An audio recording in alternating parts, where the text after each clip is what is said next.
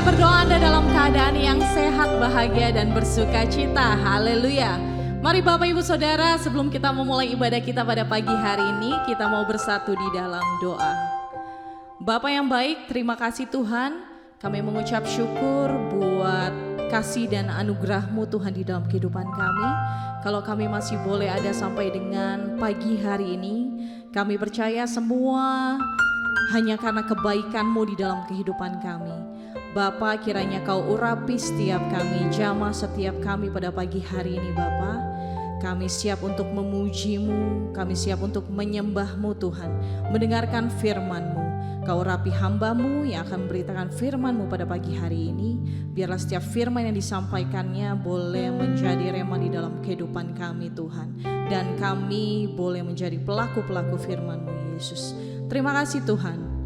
Kami siap memuji menyembah-Mu Yesus hanya di dalam nama Tuhan Yesus. Haleluya.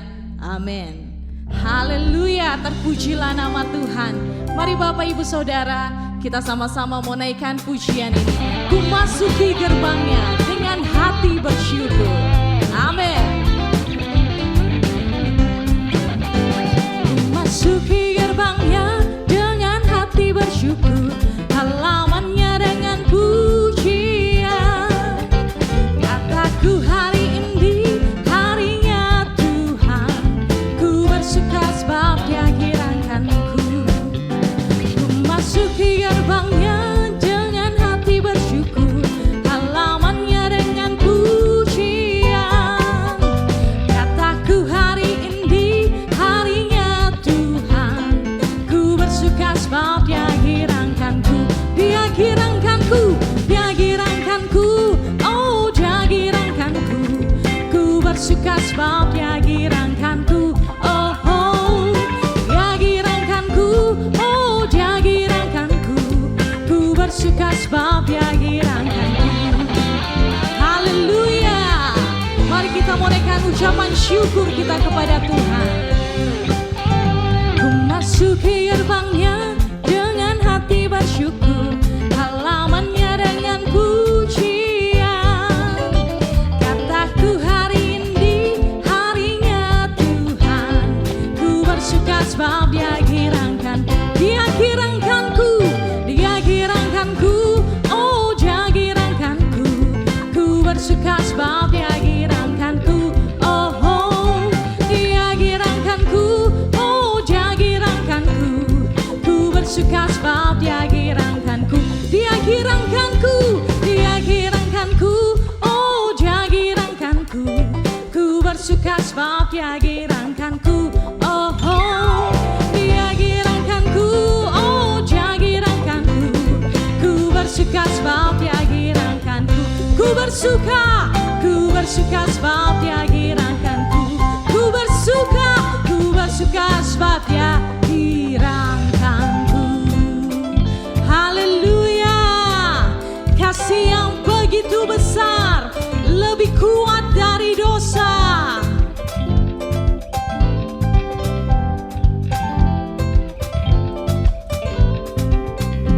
Kasih yang begitu besar, lebih kuat dari dosa. Kasih yang menembus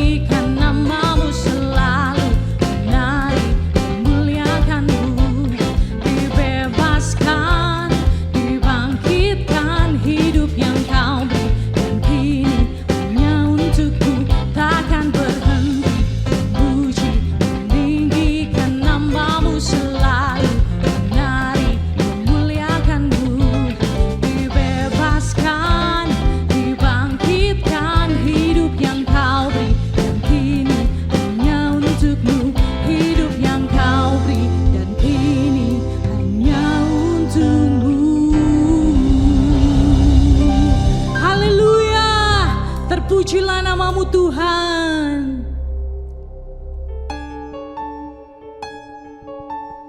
Mari Bapak Ibu Saudara yang dikasihi Tuhan, kita mau menyiapkan hati kita. Kita mau mendengarkan firman Tuhan. Sebelumnya kita mau menyembah Tuhan. Kita mau bersyukur atas kasih setianya yang selalu ada buat setiap kita. Terima kasih Yesus.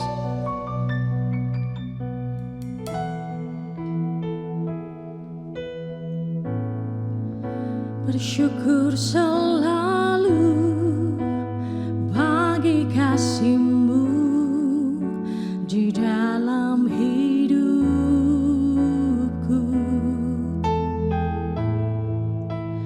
Takkan ku ragu atas rencana-Mu untuk masa depanku.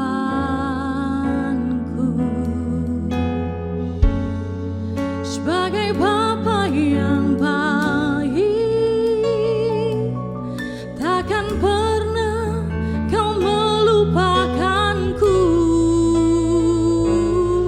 Sebagai Bapa yang sangat baik,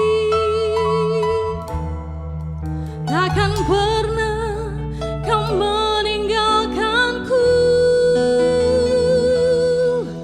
Ku kan menari dan bersuka karena-Mu, oh Yesusku, dan ku kan minum air-Mu bagai rusa rindu selalu. Ku hidup dalam-Mu dan hidup-Mu di dalamku, oh Yesusku, Kau sangat ku cinta.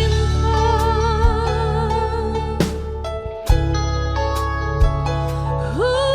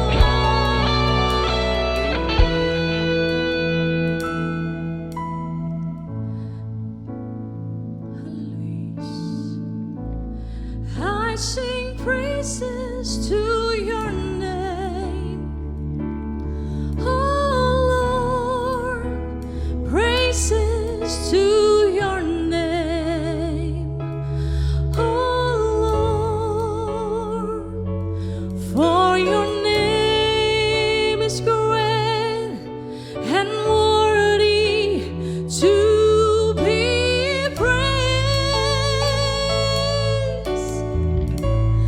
I sing praises to your name, oh Lord, praises to your name, oh Lord, for your name is great and worthy to be praised. I sing praises to your name, oh Lord, praises to your name, oh Lord, for your name is great and worthy to be praised. I sing praises to your name, oh Lord, praises to your name, oh Lord, for your name is great and worthy to be praised. For your name is great, for your name is great and worthy to be praised. For your name is great, for your name is great and worthy to be praised.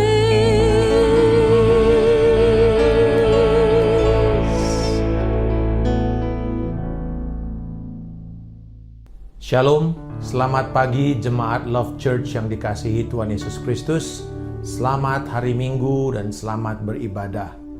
Pada hari ini, saya juga karena kita di dalam suasana kedukaan, saya ingin juga menyampaikan perasaan duka dan simpati yang mendalam terhadap keluarga Senior Pastor Zivki dan keluarga, anak-anak atas dipanggil kembali Ibu Eni yang kita kasihi, istri dari Pastor Zivki, yang juga menjadi banyak ibu kepada setiap saudara-saudara, para kaum wanita, anak-anak, bagaimana beliau mengasihi, dan kita sangat kehilangan.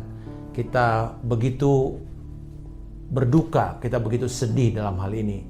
Dan saya percaya bahwa firman hari ini memang tidak mudah. Saya berusaha untuk mempersiapkan firman ini dalam hati yang begitu bergejolak.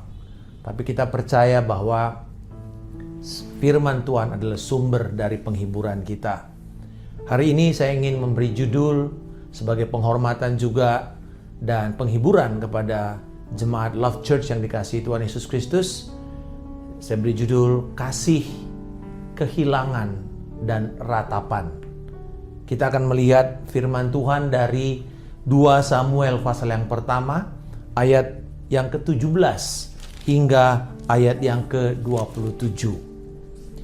Daud menyanyikan nyanyian ratapan ini karena Saul dan Yonatan anaknya. Dan ia memberi perintah untuk mengajarkan nyanyian ini kepada Bani Yehuda. Ini ada tertulis di dalam kitab orang jujur. Kepermayanmu, hai Israel, mati terbunuh di bukit-bukitmu. Betapa gugur para pahlawan. Janganlah kabarkan itu di Gad. Janganlah beritakan itu di lorong-lorong Askelon. Supaya jangan bersuka cita anak-anak perempuan orang Filistin. Supaya jangan beria-ria anak-anak perempuan orang-orang yang tidak bersunat. Hai gunung-gunung di Gilboa, jangan ada embun, jangan ada hujan di atas kamu. hai padang-padang pembawa kematian. Sebab di sanalah perisai para pahlawan dilumuri perisai Saul yang tidak diurapi dengan minyak.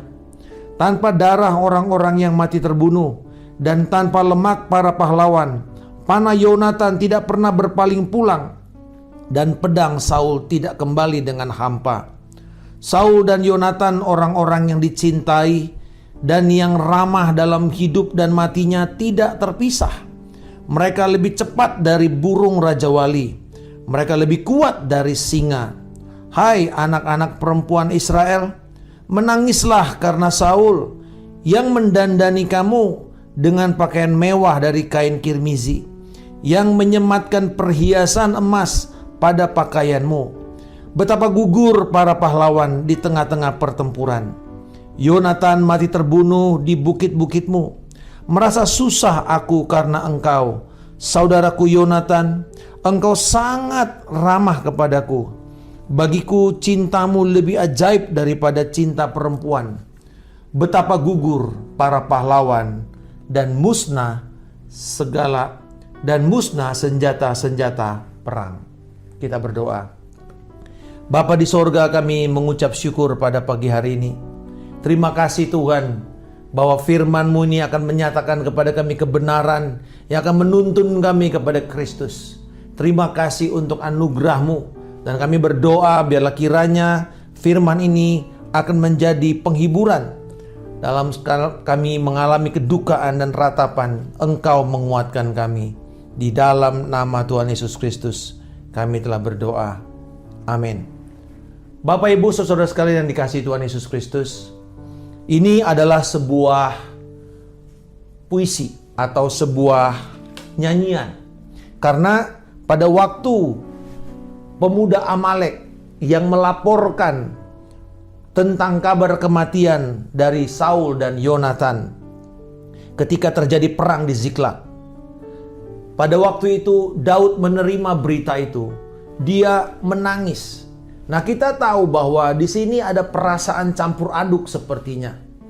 Bahwa di satu sisi Saul adalah orang yang berusaha untuk membunuhnya. Di sisi lain, kematian Saul ini membuka pintu kepada Daud untuk dia bisa menjadi Raja Israel seperti yang dinubuatkan oleh Samuel. Tetapi saudara-saudara, penghormatan Daud kepada Raja Saul dan kepada Yonatan ini begitu luar biasa. Dan kita akan bisa melihat di sini, apakah karena semata-mata Daud adalah seorang penyanyi, seorang yang sangat artistik sehingga dia membuat ini seperti sebuah eulogi.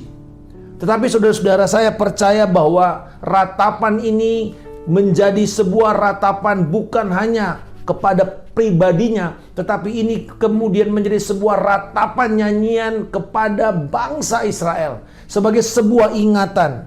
Karena dikatakan bahwa Daud menyanyikan ini dan dia memberi perintah untuk mengajarkan nyanyian ini kepada Bani Yehuda di dalam kitab orang jujur atau kitab Yaser.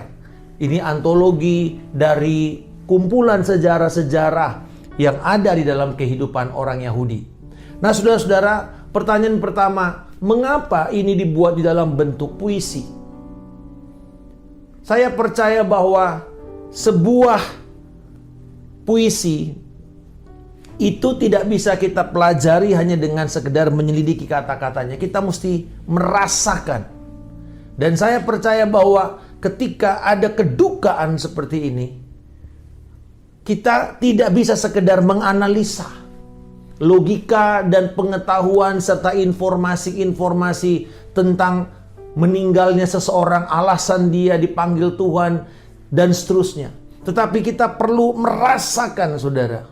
Merasakan kedukaan, merasakan penderitaan itu, merasakan kesengsaraan itu, merasakan kehilangan itu. Dan saudara-saudara, itulah sebabnya kalau kita menyanyikan itu atau membacanya dalam bentuk puisi, ini akan lebih mengena dan akan mengingatkan kita. Dan saya percaya bahwa ketika Daud mengatakan ini harus dituliskan, harus dibacakan, harus dinyanyikan secara publik, memperlihatkan bahwa ini sesuatu yang penting dan menjadi tonggak sejarah bangsa Israel. Sama seperti ketika mereka Samuel mendirikan batu dan menamakan Ebenezer. Sampai disinilah Tuhan telah menolong kita. Kita percaya bahwa pujian ini, nyanyian ratapan tentang kehilangan Saul dan Yonatan ini juga menjadi peringatan kepada bangsa Yahudi, bangsa Israel akan keadaan mereka dan akan kehilangan daripada pahlawan-pahlawan mereka. Dan di dalam puisi ini kita bisa melihat chorus yang 3 kali berulang-ulang disebut, yaitu chorus yang berjudul Betapa Gugur Para Pahlawan. Betapa gugur para pahlawan. How the mighty have fallen. Nah, saudara-saudara, berulang-ulang dikatakan oleh Daud tentang pentingnya bisa menghargai orang-orang yang berjuang. Dan di dalam konteks kita ini berjuang di dalam pekerjaan Tuhan. Dan mari kita lihat bahwa di sini bicara mengenai kematian. Mortality ini sesuatu yang sangat serius sehingga diungkapkan dalam bentuk ratapan. Bahwa kita wajar untuk kita bisa menangis. Kita tidak bisa mengatakan bahwa kita mesti menekan emosi kita. Tetapi kita mesti melepaskan itu. Kita bisa menangisi itu. Tetapi menangisi dengan kebenaran. Menangisi dengan sebuah pengharapan. Bukan seperti orang yang tidak mengenal Tuhan. Yang menangis menjerit-jerit karena tidak tahu kemana orang yang meninggal ini. Dan kita tahu saudara-saudara bahwa peristiwa kematian itu mengingatkan kita pertama bahwa kematian fisik ini merupakan penghukuman terhadap dosa. Ini memperlihatkan bahwa dengan fisik kita ini mati, selesai secara fisik, secara tubuh biologis, kita dilepaskan dari kuasa dosa ini secara kekal dan kita mendapatkan tubuh kemuliaan dan kekekalan. Ini memperlihatkan bahwa kematian itu merupakan penghukuman dosa. Dan Yesus sudah mati lebih dahulu, menerima penghukuman dosa. Dan kita juga memperlihatkan bahwa kematian jasmani adalah penghukuman terhadap dosa yang kita bawa pada waktu kita lahir. Tetapi yang kedua, kita tahu bahwa kematian itu juga berbicara mengenai karya Kristus. Berbicara mengenai apa yang Yesus lakukan bagi kita di kayu salib. Dan ini memperlihatkan bahwa kuasa keselamatan itu diberikan Tuhan kepada kita. Bagaimana dosa itu dihakimi dan dikuburkan. Dan kemudian kemenangan, kebangkitan itu memperlihatkan adanya kemenangan di dalam kehidupan orang percaya. Jadi saudara-saudara, bahwa ketika kita melihat berita kematian, kita menyadari bahwa pertama itu adalah langkah kita mengalami pembebasan dari tubuh jasmani yang penuh dengan kelemahan ini. Lalu kemudian kita menerima kemenangan yang kekal. Nah saudara-saudara, di dalam ratapan ini, bagaimana kita bisa melihat kasih dari Daud? Kehilangan yang begitu dalam. Dan ratapan ini memperlihatkan dan mengajarkan kita akan 4 hal. Yang pertama, kita bisa melihat di dalam ayat yang ke-22 tentang keberanian Saul dan Yonatan diperlihatkan di dalam ayat ini. Tanpa darah orang-orang yang mati terbunuh dan tanpa lemak para pahlawan, panah Yonatan tidak pernah berpaling pulang dan pedang Saul tidak kembali dengan hampa. Apa yang dia katakan di sini saudara-saudara? Bahwa dia tidak fokus kepada ayat sebelumnya tentang tempat di mana mereka mati. Itu memperlihatkan seperti sebuah fokus yang salah, yaitu tentang bagaimana mereka menerima berita yang duka cita ini, tragedi atas bangsa Israel. Bagaimana mereka tidak fokus kepada kelemahan daripada seseorang, tapi mereka fokus kepada realita bahwa ini adalah sebuah tindakan keberanian. Kita tahu memang bahwa di sisi lain ini adalah sebuah bentuk daripada bagaimana Allah harus menghukum Saul seperti yang sudah disampaikannya waktu di dalam dia mencari arwah dan dia didapatkan bagaimana dia akan mati oleh wanita petenung itu. Tetapi saudara-saudara, di sini kita bisa melihat bagaimana Saul dan Yonatan itu dipuji dengan kebaikannya dan keberaniannya di dalam membela bangsa tersebut. Nah, saudara-saudara, di sini kita bisa melihat bagaimana Daud dan hati Daud ini, saudara-saudara. Hati Daud ini begitu besar karena dia memilih untuk mengingat Saul dengan segala kebaikan-kebaikannya. Hal-hal terbaiknya Saul, bukan kelemahan Saul. Saudara-saudara, saya percaya bahwa inilah yang kita perlu untuk teruskan sewaktu kita mendengar kabar kehilangan atau ditinggalkan oleh orang yang kita kasihi. Alkitab berkata, kenangan orang benar itu mendatangkan berkat. Mari kita fokus apa yang menjadi warisan pusaka rohani, dan itu yang kita teruskan, itu yang kita kejar, visinya, hal-hal yang terbaiknya, pergumulan imannya, semangatnya di dalam melayani Tuhan. Itu yang kita kejar, saudara. Itu yang kita lanjutkan, itu yang kita banggakan dan kita kisahkan kepada yang lain.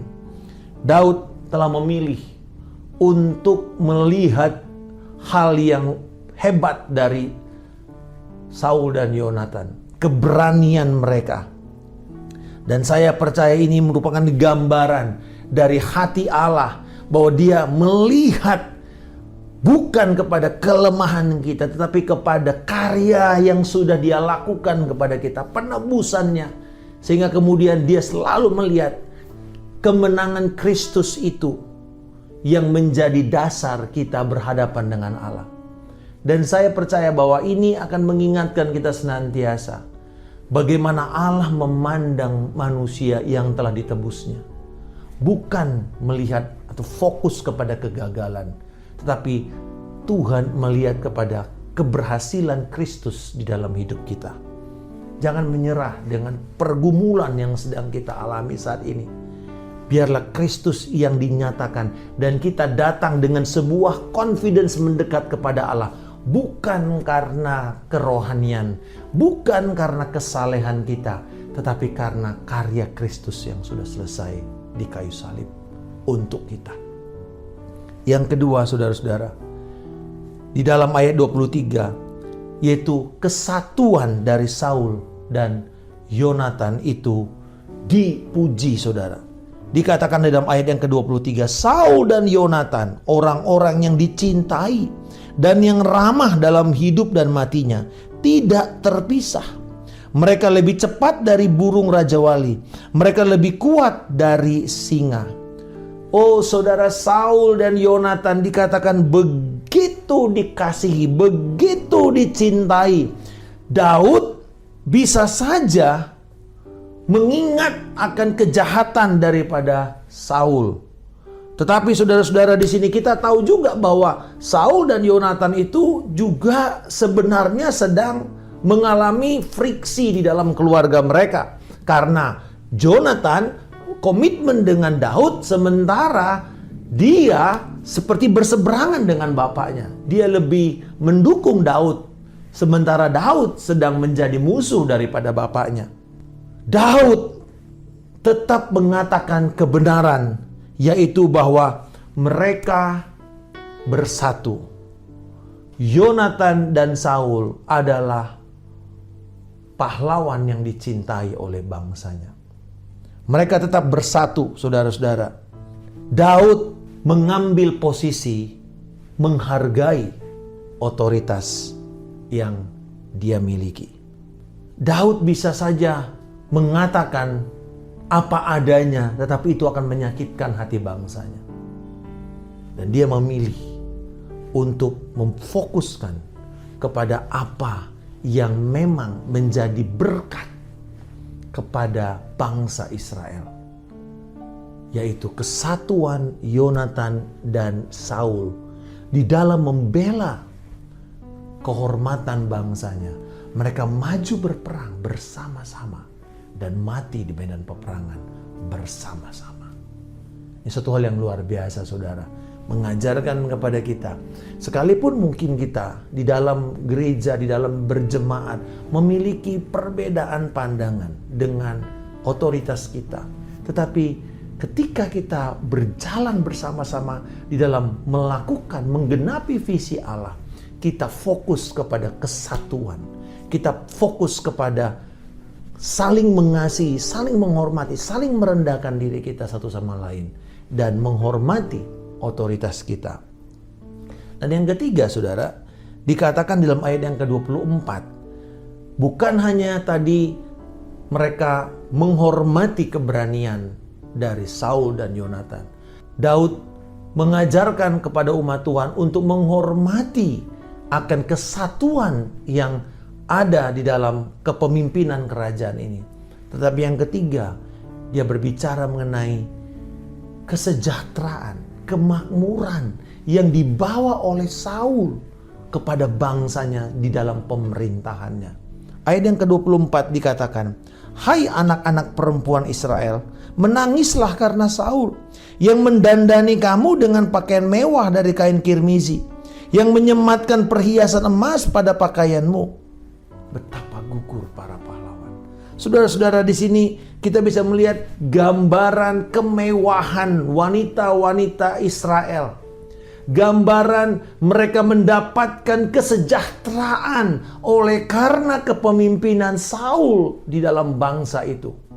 Ini hal yang luar biasa, bahwa tentu mereka tidak berpakaian mewah-mewah pada waktu mereka datang menghadapi acara penguburan daripada Saul dan Yonatan. Tentu mereka akan memakai kain kabung. Tapi di sini diperlihatkan bahwa apa yang dilakukan oleh Raja Saul dan Yonatan di dalam kepemimpinannya telah membawa berkat. Terlepas dari kelemahan Raja Saul secara pribadi, terlepas dari adanya perbedaan pandangan dengan Daud, tetapi dia tetap fokus kepada bangsanya. Dia tetap berjuang untuk membuat bangsanya itu berhasil dan makmur, saudara-saudara. Anak-anak darah Israel begitu didandani, mereka menjadi terhormat dan juga penuh dengan perhiasan-perhiasan yang mahal, memperlihatkan kesejahteraan dari bangsa ini. Dan di sini oleh seorang komentator yang bernama Brueggemans mengatakan bahwa seseorang yang berdandan dengan sangat mewah memperlihatkan adanya kemuliaan Israel. Saul dengan keberaniannya, Saul dengan kesatuannya telah membawa kemakmuran kepada negeri ini. Itu sebabnya ketika dia mati, muncullah statement ini, betapa gugur para pahlawan. Yang terakhir, saudara, kasih yang luar biasa dari Yonatan terhadap Daud. Dikatakan di dalam ayatnya yang ke-26, saudara-saudara, dikatakan, merasa susah aku karena engkau, saudaraku Yonatan. Engkau sangat ramah kepadaku. Bagiku cintamu lebih ajaib daripada cinta perempuan. Ini saya percaya berbicara mengenai kasih yang luar biasa. Extraordinary love of David toward Jonathan. Ini kasih Yonatan yang luar biasa kepada Daud juga. Nah, kalau kita bisa melihat di sini bahwa Daud tidak fokus kepada bagaimana Gunung Gilboa itu telah menjadi saksi penderitaan, tragedi bangsa Israel. Tetapi juga di sini dia bisa mengatakan bahwa ini adalah gambaran daripada kematian yang penuh dengan kemuliaan dari bangsa ini. Karena Tuhan telah membuat bangsa ini memiliki para pahlawan-pahlawan yang gagah perkasa. Tapi kemudian, saudara, menarik di sini di dalam puisi ini, dari dia berbicara mengenai Saul dan Yonatan dan semua dalam kata ganti pihak ketiga, tiba-tiba dia berubah menjadi kata ganti pihak pertama. Dikatakan, merasa susah aku. Dia bicara mengenai dirinya yang begitu susah, begitu sedih, begitu duka dengan kehilangan Yonatan saudaranya. Kita tahu bahwa Yonatan ini juga sebenarnya memiliki kaitan dengan Daud karena itu adalah saudara iparnya. Karena Daud menikah dengan Mikal dan Mikal adalah anak daripada Saul, putri Saul. Jadi Yonatan adalah putra Saul, Mikal adalah putrinya, dan Daud menikah dengan Mikal, berarti mereka adalah saudara ipar. Tetapi di sini hubungannya bukanlah hubungan melalui pernikahan yang membuat mereka menjadi dekat. Tetapi saya percaya lebih jauh daripada hubungan karena pernikahan, bahwa dia memakai kata yang begitu kuat. Dikatakan di sini melampaui cinta perempuan. Cinta yang lebih ajaib. Ini melampaui cinta suami dengan istri, saudara. Apa itu kasih yang melampaui suami dan istri? Tidak lain adalah covenant love. Perjanjian. Kasih ikat janji, saudaraku. Dan kita tahu bahwa perjanjian ini diteruskan kepada generasi berikutnya, yaitu dengan Mephiboset. Dan Daud mengingat akan apa yang dilakukan oleh ayahnya Yonatan, sehingga dia peduli kepada Mephiboset, dan dia memperlakukan Mephiboset sebagai orang yang makan bersama dengan raja sekalipun dia dalam kondisi yang cacat. Kita bisa melihat di sini bahwa kasih Daud itu begitu besar diperlihatkan, dan banyak orang yang salah tanggap dan mengatakan bahwa ini adalah kasih sesama jenis dalam arti seksual, tetapi tidak, saudara. Di sini sedang berbicara tentang komitmen, simbol komitmen Daud dalam mengikatkan perjanjiannya dengan Yonatan. Ini berbicara mengenai covenant of love. Kasih yang didasarkan kepada ikat janji. Abad ke-21 ini susah untuk kita bisa memahami kata ini. Karena kita langsung sudah terdistorsi, sudah dicekoki dengan kasih yang sudah tercemarkan dari hubungan sesama jenis. Tidak ada sama sekali indikasi kepada dosa itu. Karena kalau kita mempelajari di sini bagaimana dosanya Daud di dalam 2 Samuel diperlihatkan, itu bukan dosa homoseksual, tetapi dosa perzinahannya dengan Batseba. Tidak ada yang disinggung mengenai dosa homoseksual yang seperti mengacu kepada Daud dan Yonatan. Tidak, saudara. Kasih Yonatan itu adalah kasih yang penuh dengan kebaikan dari seseorang yang ada di dalam posisi berkuasa kepada orang yang ada di bawahnya, dan orang yang berkuasa ini mempertaruhkan nyawanya, mempertaruhkan posisinya, mempertaruhkan jabatannya demi orang yang dilindunginya. Wah, luar biasa sekali. Itu, saudara-saudara, kasih. Dan sebenarnya itulah bentuk covenant yang Allah perlihatkan kepada manusia yang diwakili oleh Abraham. Dikatakan bahwa biasanya kalau sebuah covenant itu 2 orang yang berjanji, dan ini ada bila satuan prestasi bisa digagalkan, bisa dipatahkan. Tetapi saudara, ketika Allah berjanji dengan Abraham di dalam perjanjiannya itu, dikatakan bahwa Allah sendiri yang berjalan di sana. Bukan Abraham berjalan bersama Allah, yang berjalan di dalam darah yang dicurahkan itu dari binatang yang dibelah 2. Allah yang digambarkan di dalam posisi Yonatan ini, itulah yang menggambarkan the covenant of love dari Yonatan kepada Daud, mengingatkan akan covenant of love Yahweh kepada bangsa Israel. kasih yang melampaui kasih cinta manusia yang paling dalam, yaitu antara suami dan istri. Nah, saudara, apa yang bisa kita ambil di sini? Karena berulang-ulang, bahkan ditutup dengan refrennya atau chorus daripada puisi ini, betapa gugur para pahlawan. Betapa gugur para pahlawan. Kita belajar di sini tentang bagaimana melewati proses kedukaan. Bagaimana berduka di sini. Berduka tidak hanya berbicara mengenai kita kehilangan orang yang kita kasihi dan kita menangisi di dalam penguburannya. Tetapi saudara, di sini ada satu yang lebih luas dari situ, yaitu tentang perjanjian kasih, tentang hubungan persaudaraan. Bahkan kemudian Salomo anak Daud menuliskan pembelajaran yang luar biasa dari peristiwa ini ketika dia katakan bahwa ada sahabat yang lebih dekat daripada seorang saudara. Salomo menuliskan seorang yang bisa mendapatkan seorang sahabat yang bisa mengasihinya sepanjang waktu. Wah, luar biasa saudara. Jadi di sini merupakan satu gambaran tentang adanya pengharapan di dalam kehidupan ini. Kalau kita punya orang yang dekat dengan kita, kita sebenarnya sedang menjadi orang yang sangat kaya. Karena sahabat ini adalah sahabat yang tidak akan meninggalkan kita. Sahabat yang kalau dia pergi ada sebuah kehilangan yang dalam terjadi.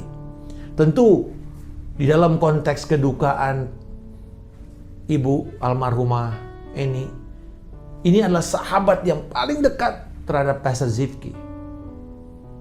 Dan pasti, walaupun itu juga adalah istri beliau, tetapi lebih dari itu, sahabat yang begitu dekat sehingga ketika sahabat itu berpulang, ada sebuah kehilangan besar. Ada sebuah kehilangan yang sangat hebat. Saudara, ini berbicara mengenai kedalaman persahabatan. Karena sekarang kita hidup di dunia abad ke-21, di mana persahabatan itu dengan digital media diperlihatkan atau ditentukan dengan kita pencet tombol like. Berapa yang menyukai kita, berapa yang tidak menyukai kita. Berapa yang memutuskan persahabatan dengan cara langsung unfollow, block persahabatan itu. Kita didefinisikan dengan sekedar sebuah ukuran like or unlike, follow or unfollow. Persahabatan itu lebih daripada sekedar sebuah statistik. Di sini persahabatan itu berbicara mengenai kedalaman hubungan satu sama lain. Ungkapan Daud ini menggambarkan akan kedalaman kasih, kedalaman sebuah kehilangan seorang sahabat. Itu sebabnya dia meratap. Saya percaya bahwa apa yang disampaikan oleh Alkitab ini akan selalu mengacu kepada Yesus Kristus. Yesus adalah sahabat kita yang paling baik. Siti Stad, seorang hamba Tuhan, menulis puisi kepada istrinya. Dan puisi ini dia bacakan setiap pagi kepada istrinya. Dear Lord Jesus, you are to me dearer than Charlie ever could be. Dear Jesus, you are to me dearer than Charlie ever could be. Saudara, Yesus tetap lebih berharga dan sangat dan terkasih bahkan daripada orang yang paling dekat dengan kita. Dan dari puisi ini saya belajar mengingatkan diri saya Ya istri saya sangat kasih. Anak saya sangat kasih. Tapi lebih dari itu, kita mengasihi Yesus lebih besar dari semua. Jadi kalau kita kehilangan Yesus, kita akan mendapatkan sebuah kerugian yang begitu besar. Tetapi bila kita mendapatkan Yesus, mungkin kita akan kehilangan banyak hal. Kita akan kehilangan jabatan. Kita akan kehilangan orang-orang yang selama ini bermain bersama kita. Kita mungkin bahkan secara fisik akan berpisah dengan istri, dengan anak, atau dengan suami kita. Tetapi Kristus tidak akan pernah terpisah dari kita. Yesus adalah yang lebih berharga dari semua. Dia yang telah menebus kita. Dia yang telah mengasihi kita. Dia lebih daripada segalanya. Tuhan, aku berdoa pada saat ini kepada setiap kami Tuhan yang saat ini mengalami kedukaan, istimewa kepada jemaat Love Church yang baru ditinggal oleh kekasih kami, Ibu almarhumah Eni, istri daripada Gembala Sidang Pastor Zivki. Kami berdoa Tuhan, biarlah kiranya kasih karunia-Mu itu yang mengetuk hati kami dan membuat kami Tuhan bisa berada senantiasa di dalam rangkulan Engkau, dalam pelukan Engkau Tuhan. Dan biarlah kami belajar bagaimana melewati kehilangan ini, kedukaan ini, dan bagaimana kami belajar mengekspresikan Tuhan kasih kami kepada Engkau, walaupun itu di dalam bentuk ratapan.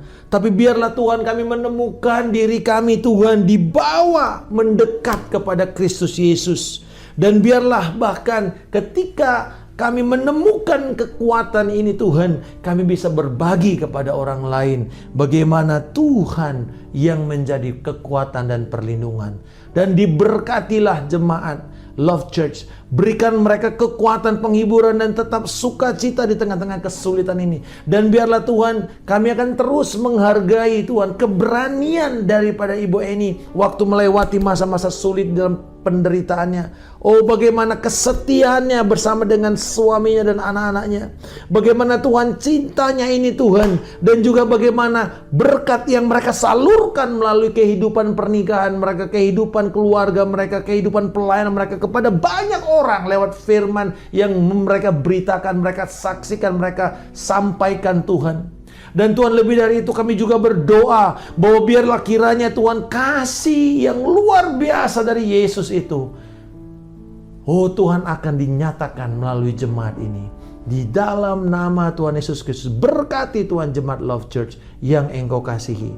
Saudara-saudara sekalian, saat ini marilah kita kembali ke tempat kita masing-masing dan melakukan aktivitas kita, melanjutkan karya keselamatan Tuhan Yesus kepada banyak orang, banyak jiwa-jiwa yang belum mendapatkan kasih Kristus Yesus.